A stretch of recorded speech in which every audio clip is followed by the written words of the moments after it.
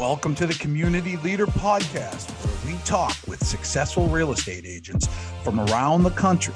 Plus, we have discussions with servant leaders who have a vision bigger than themselves and how they help their community. Now buckle up.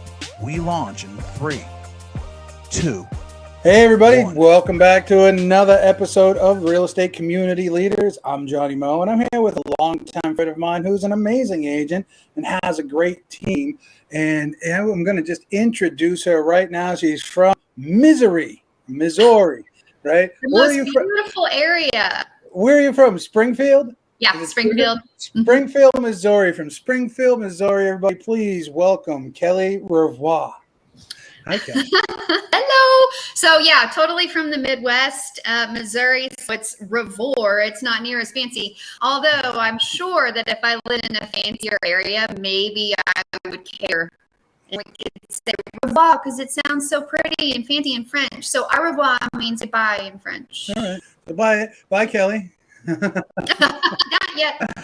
So tell us a little bit about you. Tell us a little bit about your structure that you have going on out there in Springfield, Missouri. Okay. Well, thank you for having me on. I always adore our conversations, so I'm glad that we got to connect today. I've been an agent since 2013. I run a team with my mother, who has been an agent since 2006. And currently, as of today, we have 24 agents on our team, 3 staff members, and we closed 348 transactions in 2021. We are on pace currently to close that same amount this year, which I really wanted to hit 500 this year, but the lack of inventory has made that a little bit more challenging than what I thought. So it's an ever-changing, always dynamic industry for sure. Right. Maybe with the increase of interest rate, it'll bring more homes on the market. Yeah, I'm sure it will. Time to adjust a little bit. So talk to me about Springfield. How big is Springfield? Do you know?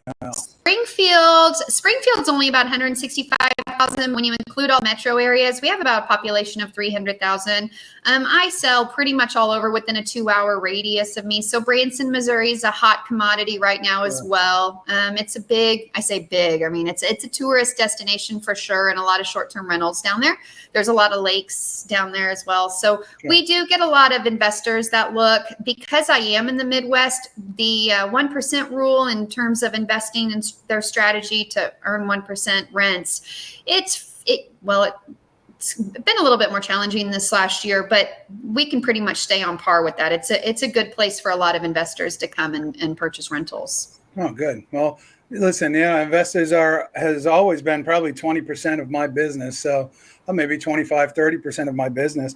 So it was always important to have investors, and the thing about investors is it's business. It's not emotional. And I'm not emotional on business. So we got along so well. It was just, do the numbers work or not, right? And that's a great relationship to have.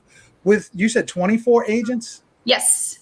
So 24 agents. So there's people hustling. And 24 agents, the number of units that you did inside the population of the area that you did, that's pretty impressive in my opinion. And it shows that you don't need like this megatropolis in order to win. How do you and your team stand out to these 300,000 people? Do you do any community outreach? Do you have any programs? How involved are you in the community? Your past clients? What do you do? Anything special? Absolutely. So when we started the team in 2016, we definitely jumped all in, and I was involved in everything under the sun in terms of our community. And then as the team grew, that became a little bit more challenging, and we needed to find ways to touch people on a larger scale without it being so time intensive. So we started doing client events. We do 4 to 5 client events a year. Our last one actually was just 2 days ago. We have the Springfield Cardinals is the minor league to the St. Louis Cardinals baseball team. So we rent out, or I can't say rent out, but we purchase 250 tickets for the game and then hand those out to our clients. Our database right now, just of our past clients or our current clients, our database is right around 1,000, I would say. So we send out about 1,000 postcards and emails and then get RSVPs. For each of our client events, we host some sort of a fundraiser. So for the one that we did on Tuesday, just a couple of days ago for the Springfield Cardinals event, when we rented out a whole section of the Cardinals area, we did a 50-50 raffle and saved money for the Ronald McDonald House, which is a cancer center. And we, in December, our whole team gets together and we have a retreat for the day. And that is where we plan all of next year's events. So right around Valentine's Day, we hand out Papa Murphy's pizzas and 2-liter bottle of Coke for Valentine's Day for the people that don't want to go out. We actually started that because of COVID. So we had to, when COVID hit, we had to really be creative in our client events because they're so imperative. So we started doing that. In November, we hand out pumpkin pies every year. We take people to the Cardinals game. We have a lot of colleges in the area, so they have college hockey, ice hockey. So we rent out a section of the ice hockey arena and take our clients to hockey. We've rented out movie theaters before. This year we are renting the zoo, our local zoo, for a few hours. And then in every single one of these, we do a fundraiser. So like for the hockey game, we raised, because it's in February. So we raised, when you brought or came to the game, you had to give coats or mittens or hats, something like that, that we can give to a battered women's shelter. We've raised school supplies for schools, Ronald McDonald House, the Discovery Center. Every single client event that we do, we attach a fundraiser to it as well to give back to the community. I think that is so, I love it. I think that's so powerful. Giving back, to me, the sign of success is philanthropy. Mm-hmm. And, people always ask, what's the sign of success? I said, helping other people, right? Really, it's giving back. And I love that. And, thank you for doing something like that. Hats off to y'all for doing it. We have to do these activities. Absolutely. We have to have these events. We have to do the networking and all that and all the schmoozing. So being able to take that and turn something else, a super positive out of it, to pay it forward to others in need.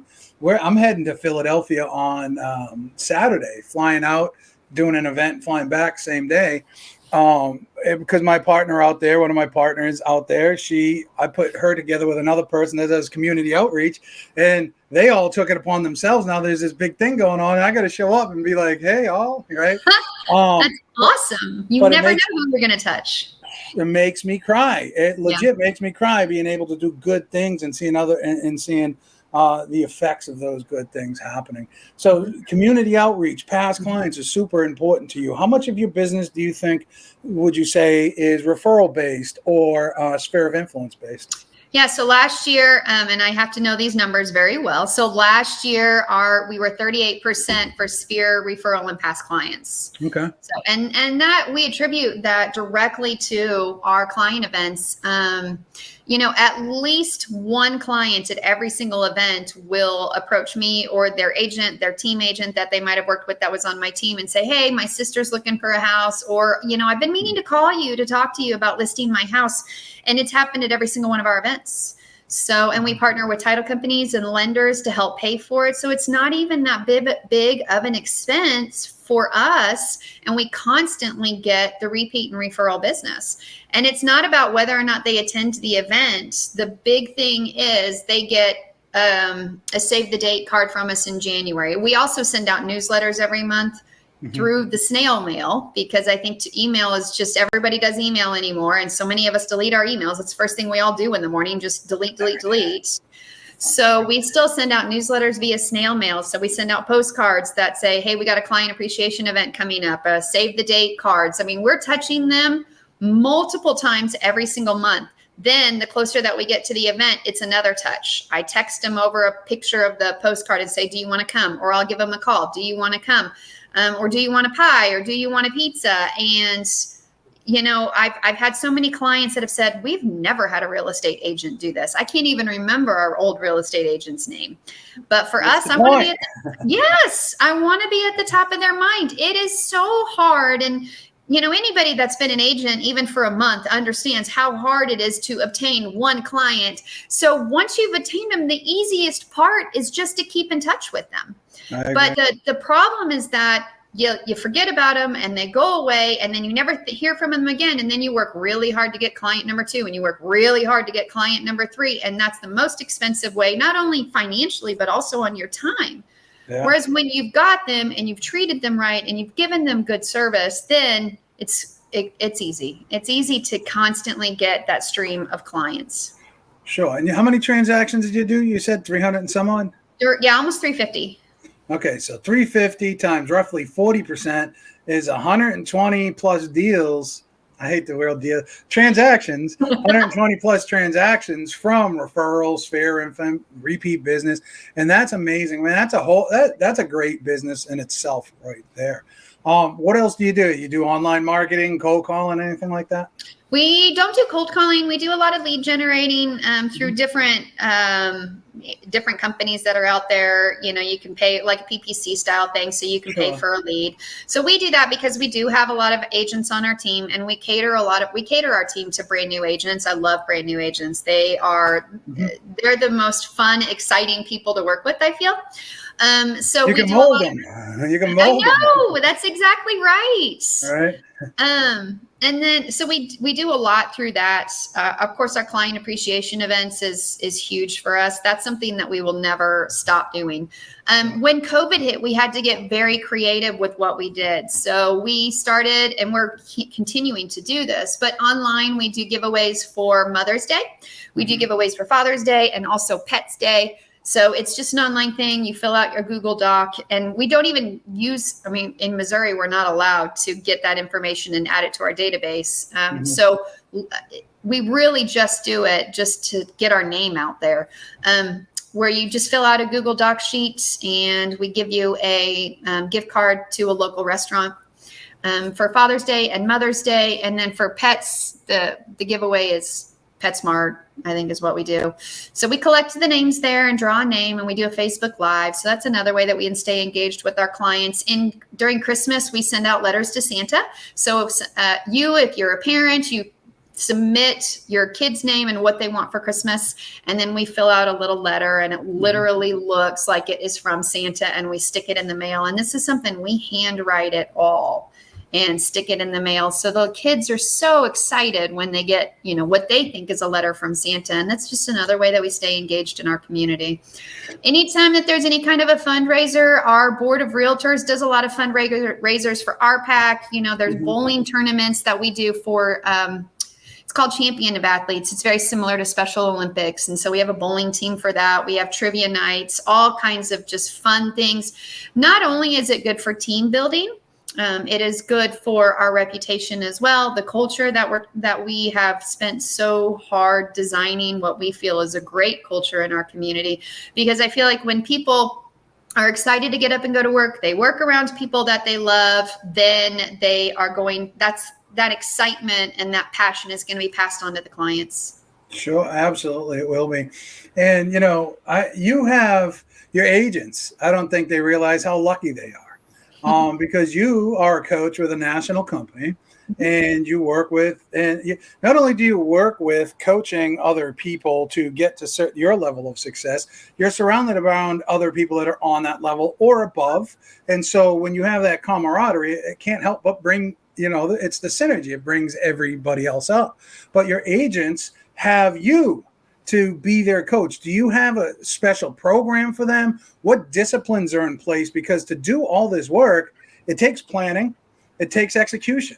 So how do you handle that? Does everybody get involved? Is it mandatory everybody gets involved to put together one of these client events? They each have their own part. How do you do that? So that's a great question, actually. In terms of our team, we have daily huddles, we have weekly team meetings. We also have small group masterminds every week as well. So we have a ton of training, and all of this is things that I've learned over the years from that coaching company that I'm involved in. So it definitely has helped level up our team. In terms of our client events, it's a requirement for them to go. So on our team, the little sign-up sheet, the team agreement that they fill out, it says that they need to attend 100% of the client events. So if they are consistently not, and I'm not going to just fire them. If somebody's sick or, like one of my agents on Tuesday had COVID, I'm clearly not going to make her go to the event. No. And I'm not going to make her. Home. Yeah, you just do you, babe. You stay home. But, so she's not fired or anything, but there's a consistency. So I'm fairly lenient. If you miss one or two, that's okay if it's an anomaly. But when it starts to become every single day, and then I can have another agent, let's say her name is Susie, that says, you know what, Johnny's never on the team meetings, on the daily huddles. So now I guess I don't need to come to the daily huddles. And then I get a new one. Let's say her name is Sarah, and Sarah says, well, Johnny and Susie are never on the call. So I guess I don't need to be on the call. And so what starts to happen is you start to break down a culture that you've worked so hard to build. So I am somebody that lets them go quick if they're going to continue to do things like that. Yeah. You're joining a team for a reason. And I'm not a boss. I can't tell them where to be and what time to be there. I can't, but hopefully the culture that we've designed will make them want to show up. Yeah. For our team meetings that we have on Mondays, though, if they don't show up to that, then they don't get leads for the week. But then, it's a lot of just heart to heart. Why did you want to be a real estate agent? And the way that I feel, and Johnny, I know you and I are designed so similarly, and I think that's why we connect so well. You just want to love on people and help people and watch people grow and succeed. And that's exactly what I want. So as team leaders, it's not about me getting this, one of my agents getting the sale. So for me, it's for them. So many people that we've met throughout the years, they want to be a real estate agent. That's their dream. Their dream is to be a realtor. And I want to help them make that dream come true. And so if they start to falter and they don't show up for the huddles, they don't show up for the client events, they don't show up for the clients, you just go back to them and say, this isn't about me. This is about you. Why did you do this? I am here for you and I want to watch you succeed. But if you don't want yourself to succeed, that's the steps that you're showing me right now. Right. So. One thing I've learned in my ripe old age, I'm 50 now, so I can say I'm an old man. Right? I got my double ARP card coming, right? $50 a year, and I get a cooler for my trunk. But anyways, the one thing I've learned is I want to help you.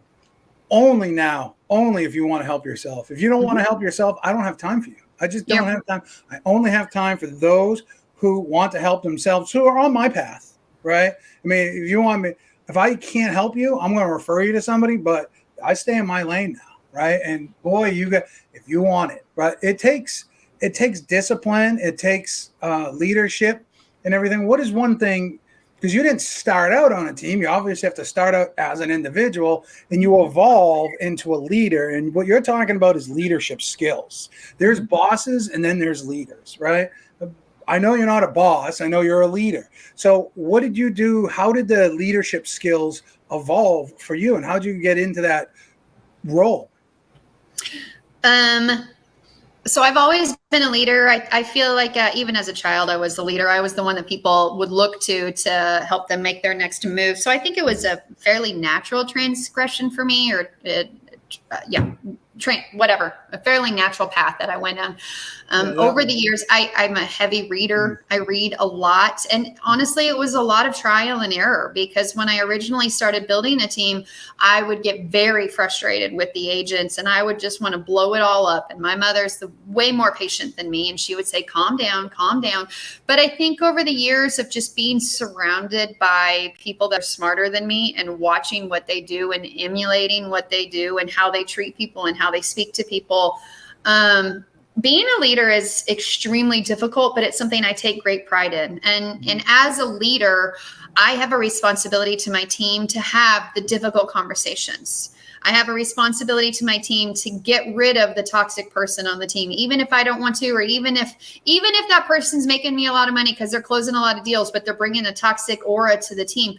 It's my responsibility to my team to have those hard conversations and to do the hard things and to stay up late at night and to work harder than them and show great leadership. I've always got to be more professional. I've got to be nicer. I've just, we have to show up every single day. And I think that's really hard for people to do, because everybody wants to be a people pleaser. And you and I both, we're not people please. We want to please everybody, but we don't want to hurt others in the process of trying to please everybody. So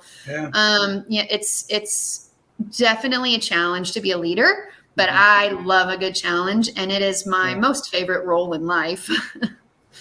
Right. Absolutely. And me too. I'm not a good employee. I'm not, I can follow any good leader, but if you're a bad leader, I'm out, right away. I can tell right away.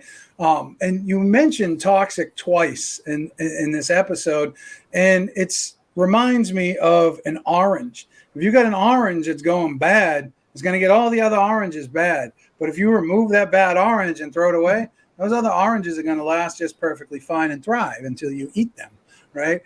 So you got to remove the toxicity. I've had to do it at my company, and it's sometimes maybe I'm the toxic one, right? So it's like, guys, I'm taking a day off here.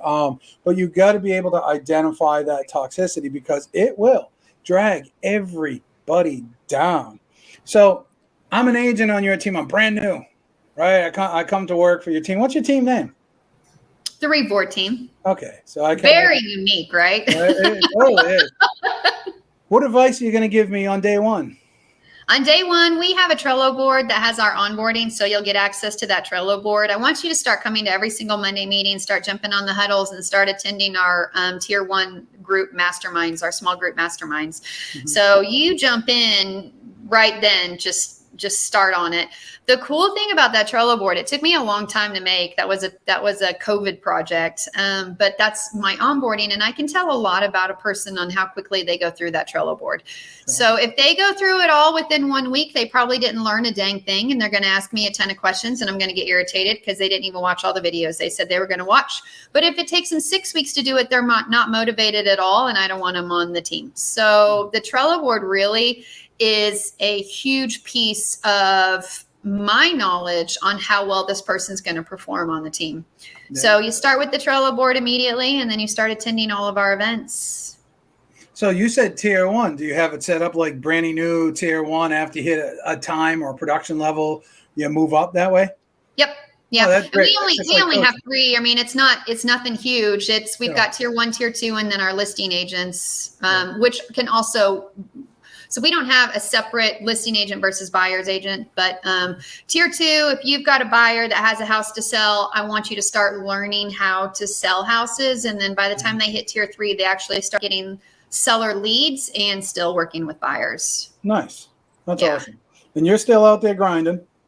Yes, I did 39 transactions last year. And you're but none of those are leads. Those are all sphere referral and repeats. Yeah, and that's honestly the way that it should be. Right. We should get into a business, into our business model where we're able to pick and choose who we want to work with. And I'm like that. I told somebody last week that we're in the middle of an interview, and I just said, hey, why don't we just stop right here? I don't want to work with you. and they were flabbergasted. I was just like, we're on different pages, man. That's not what I do. That's not what we do. You're going way down here. I'm not reinventing the wheel for you, but I can't even get a word in. You keep cutting me off. So I'm done. I'm out. Thank you. Bye. Good for you. Because if I don't want to work with you, I don't want to work with you. Right. It's not going to get better. Right. It's not. No, it only gets more difficult. And the thing is, you spend so much mental energy trying to work with somebody that's maybe an energy vampire. Yeah. Whereas you could spend that energy on obtaining a new client or 2 clients. A lot of times those clients of ours in any realm can drain so much energy that you might have missed out on 1 or 2 other clients that want to work with you when you're just trying to keep the unhappy person happy. It's impossible. I do believe that every time we're trying to pacify somebody, we're losing business. And the quicker you can get rid of that bad orange, the better it is.